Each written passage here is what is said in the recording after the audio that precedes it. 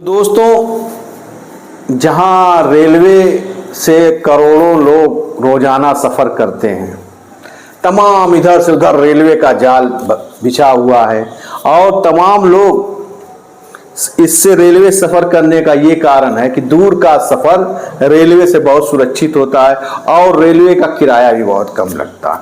इससे कोई इनकार नहीं करता। उसी में एसी कोच भी है, एसी कोच के तमाम पार्ट भी हैं कि इस पार्ट का इतना पैसा, उस पार्ट का इतना पैसा, इस कोच का इतना पैसा, उस कोच का इतना पैसा। तो आप एक बात पर यकीन कर सकते हो तो करिए कि आज टॉयलेट में पानी न होने की वजह से रेलवे विभाग इंडियन रेलवे को 25,000 रुपये का जुर्माना भरना होगा। ये खबर जो मैं आपको बता रहा हूं, टाइम्स ऑफ इंडिया की रिपोर्ट के अनुसार एक व्यक्ति जिसका नाम वी मूर्ति है, उनकी उम्र 55 वर्ष है, 5 जून 2023 को तिरुपति स्टेशन से दुब्बाड़ा के लिए ट्रेन पर सवार हुए। उस ट्रेन का नाम था तिरुमाला एक्सप्रेस। उन्होंने उस ट्रेन में सवार होने के लिए अपने 4 सदस्यों के साथ 3 एसी का टिकट बुक कराया था। तो उनको जो कोच का जो डिब्बा, जिस कोच में उनको सीट मिली थी, बाद में उस सीट को भी कैंसिल कर दिया गया रेलवे विभाग की तरफ से और उनको मैसेज आया कि अब आपको दूसरे कोच में सीट दी जा रही है, वही आपकी सीट है। पहला तो उनको झटका ये लगा, बहरहाल क्या फर्क पड़ता है, वो जाकर उस कोच में चले गए और तिरुपति से स्टेशन में सवार हो गए, गाड़ी चल दी। वो जब अपने एसी कोच में बैठे तो उनको एहसास हुआ कि जो एसी है वो ठीक से काम नहीं कर रही है, ठीक से चल नहीं रही है। और फिर उन्होंने देखा कि तमाम डिब्बे में कोई साफ सफाई नहीं है, गंदगी फैली हुई है। क्योंकि रेलवे आपसे वादा करता है साफ सुथरा, स्वच्छ और आरामदायक सफर का वादा करता है और अपनी सारी सुविधाओं का पैसा वो टिकट के रूप में लेता है। जो टिकट आपको दिया जाता है उसमें सारे जोड़े रहते हैं। बहरहाल उसके बाद उनके परिवार या और लोगों को भी उसमें जो उस कोच में रहे होंगे, उनको भी टॉयलेट जाना पड़ा होगा, बाथरूम जाना पड़ा होगा। कोई कुछ कहा नहीं कहा, डिब्बे में कानाफूसी होती रही कि भाई टॉयलेट में तो पानी ही नहीं है। बहरहाल इनको भी जरूरत पड़ी, ये भी गए तो इन्होंने भी देखा कि हाँ टॉयलेट में तो पानी नहीं है उस हिसाब से। बहरहाल उन्होंने इसकी शिकायत संबंधित रेलवे ऑफिस में की, मगर कोई उपाय नहीं हुआ, कोई फायदा नहीं हुआ शिकायत का। उन्होंने फिर बाद में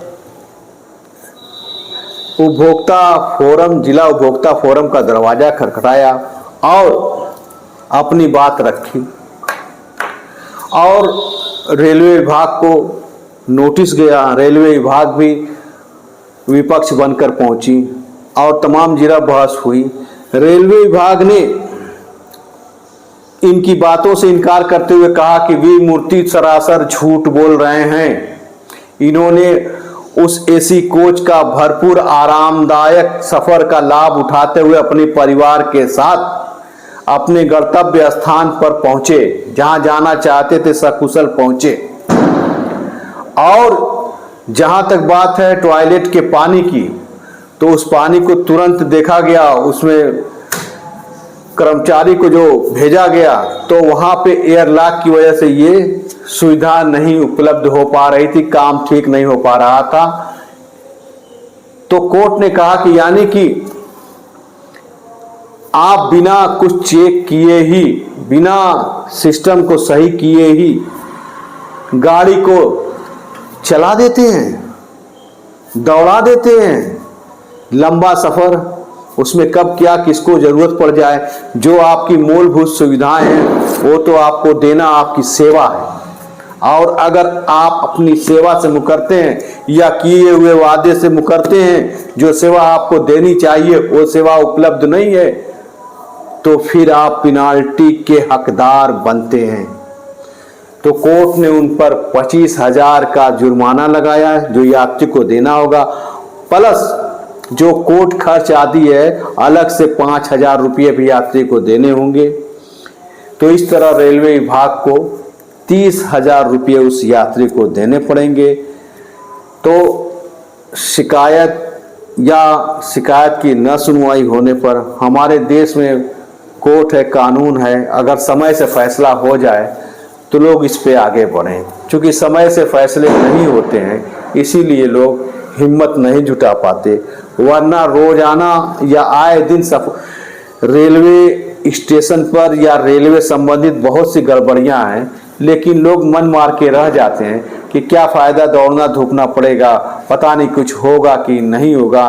क्योंकि अभी जल्दी एक खबर आई थी कि एक आदमी ऐसे ही एसी कोच में सफ़र कर रहे थे और उन्होंने कुछ जो कमियां थी, एसी नहीं चल रहा, तो संबंधित विभाग से शिकायत की, फिर नहीं सुनवाई, फिर शिकायत की, तो अगले स्टेशन पर जब गाड़ी रुकी तो वहाँ के विभाग ने, रेलवे विभाग ने, पुलिस ने उस व्यक्ति को गाली गलौज की, मारा पीटा और ज़बरदस्ती ट्रेन में से उतार दिया, उस पर FIR दर्ज की। तमाम बातें होती तो आम आदमी कहाँ से हिम्मत करेगा। बहरहाल सतर्क रहिए, खुश रहिए, और जाते जाते मैं जरूर कहूँगा कुछ तो है। जय हिंद।